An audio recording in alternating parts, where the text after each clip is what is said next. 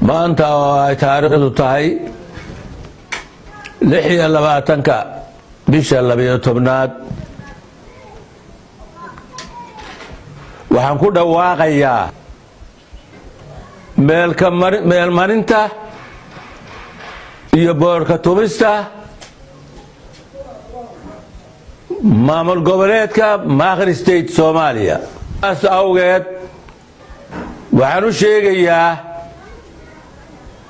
maamulada dhinaca naga ama bari ama galbeed ahaadeen inay joojiyaan faragelintii ay u barteen faragelintii ay u barateen joojiya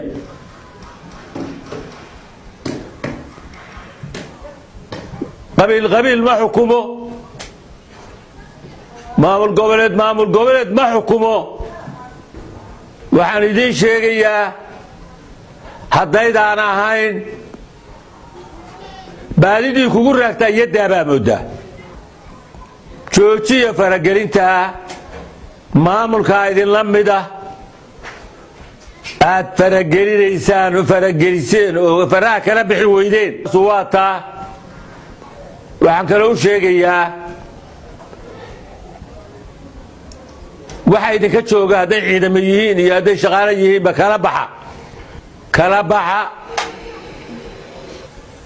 ciddii ciidamo ka joogtay kala bax waxaan kaloo idin sheegayaa oo weliba u sheegayaa hoggaanka Puntland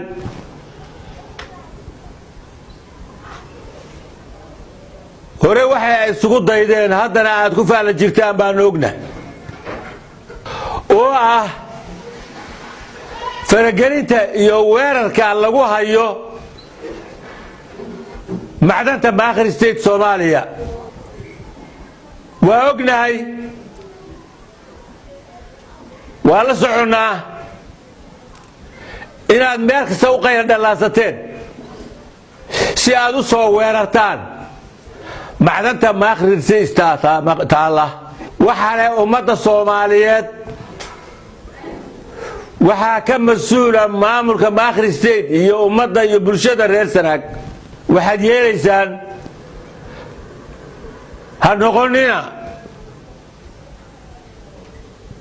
mahmaadii ahayd laaca aragtay laaga moogtahay haddii laac idinka muuqtay meesha laag baa ka sokeeya laag aad ka dhacdaan waa ognahay inaad ku jirtaan horena u gasheen horena u soo weerarteen maantana u raadsateen qayla dhalaan oo xanta la sheegayo ilaa yuhuudi inay ku jirto ilaa yuhuud ilaa u qayla dhalaasateen hore u dhacday inaad soo weerartaan waxaadna ka qaadeen inaad meyd ka xambaarataan maantana haddaad isku daydaan meyd baad ka xambaaranaysaa taasu waa taa waxaan marlabaad ku celinayaa nin walbow maqal waxaan ku dhawaaqay maamul goboleedka Maakhir State boorka tumistiisa maamulka Maakhir State waxa uu ka dhisan yahay gobolka Sanaag waxaan u sheegayaa dhammaan ummadda reer Sanaag waxaad ku tala gashaan maamulka Maakhir State dhismihiisa iyo horumarintiisa waa dhammaan ummadda reer Sanaag waa dhammaan bulshada reer Sanaag waxaan u gudbayaa qurbajoogta reer Sanaag qurbajoogta reer Sanaagay war sida qurbajoogta kale to Soomaaliyeed sida ay u dhaqmaan oo dalkiinu wuxuu waajib idinku leeyahay ka qabta oo budooba oo dhammaan bulshada reer Sanaag ee qurbajoogta reer Sanaag waa reer Sanaag oo dhan qurbajoogteeda mudooba horumarka iyo wax ka qabadka gobolkeena iyo maamulkeena Maakhir State Soomaaliya kala u gudbaya dowladda ummadda Soomaaliyeed dowladda dimuqraadiga federaalka Soomaaliyeed mudane madaxweyne maxamed cabdullaahi farmaajo mudane ra'iisul wasaare xasan cali khayre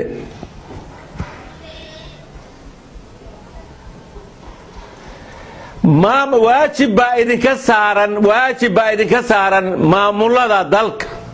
waxaanu nahay maamulka Maakhir State Soomaaliya oo 13 jirsaday 13 jirka maamulka oo ah maamulka afraad ee dalka waxa dawladdu dhexe waa idinka oo aad maanta ku joogtaan iyadoo la aqoonsan yahay mudane madaxweyne mudane ra'iisul wasaare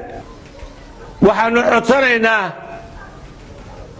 inaad maamulkiina idin ogol oo maamulka Maakhir State Soomaaliya wuxuu hoos imanayaa oo hoos imaadaa qaranka Soomaaliyeed dowladda dimuqraadiga federaalka Soomaaliyeed buu hoos imaadaa oo hoggaanka u tihiin si Soomaalinimo buu ku hoos imaadaa si qarannimo buu ku hoos imaadaa si federal buu ku hoos imaadaa waxaanu leenahay ka qabsada maamulkeena waajibkiina waa leedihiin oo 13 sano dowladda dhexe ay canaadaysay ee uu la dhibaataysnaa maxaan ku iraahdaa hoggaan la'aan qaran oo haddii aad ahaydeen mid aqoonsan yahay iyo haddaad ku meel gaar baa ahaydeen marwalba ay dhaliisho ahaydeen inaad waajib idinka fushan weydeen waxaanu rajaynaynaa maanta inaad maamulka isaga ah oo idin hoos yimaada oo idin ayidsan oo idin soo eegaya idinkuna inaad soo eegtaan baanu doonin waa idin sugayna dhammaanna waxaan u sheegayaa dhammaan dowladda ama xukuumadda ama maxaan ku raahdaa golayaasha sharciga maxaan ku raahdaa sharciga ah ee dalka ka dhisan ee dowladda dhexe dhammaan xil baa ka saaran Maakhir State waxaan leeyahay wasiirada dowladda dhexe nin walba idin ka mid ah waajib baa ka saaran haddaan soo qaato qaar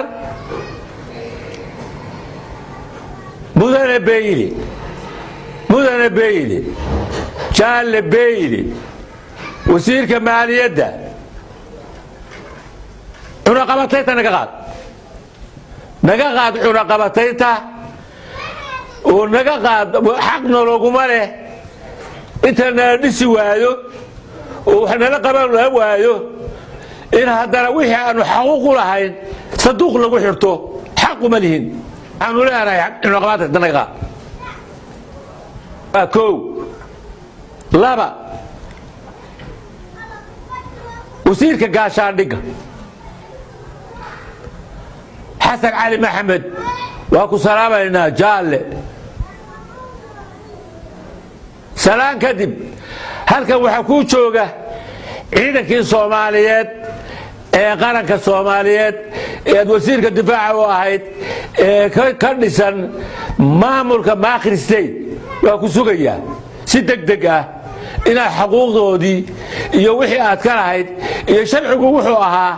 inaad adiga wasiirka difaaca inaad wax uga qabato ama ka qabsato waa loo baahay mudane Samriye wasiirka arrimaha gudaha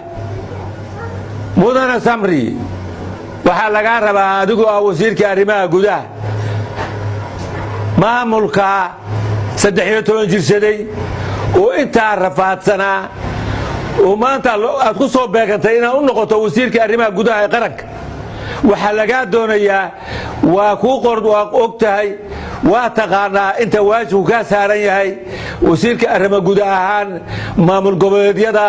waxa weeye maamul goboleed ahaan waa ku ayidsan yahay waa ku sugayaa waa idin sugayaa waajibkaa ka qabso bilaasxaanag min kulli ixtiraam cid kasta oo ay hawl uga taalo Maakhir meeshuu doono gudaha iyo dibadda ha jooge dowlad ama dowladaha dhexe ahaad wuxuu doonaba ha ahaade waxaanu idiin sheegaynaa Maakri State waa la dhaqaajiyey waa dhaqaaqaysaa waa dhismaysaa waa socotaa iyadoo ay u dhan yihiin dhammaan bulshada reer Sanaag dhammaan bulshada reer Sanaag dhammaan bulshada reer Sanaag sidaa awgeed waxaanu leenahay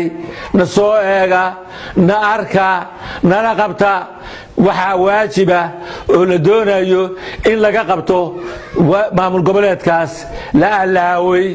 oo 13 dhisnaa 3 sano dhisnaa oo la aad alowdeen oo Soomaali intii markaa waajib wax ku lahayd baa alowday inaad maanta xusuusataan aragtaana baanu idin rajaynaynaa wararkaas waxaanu leenahay Soomaalidu ha noolaato ha dhisanto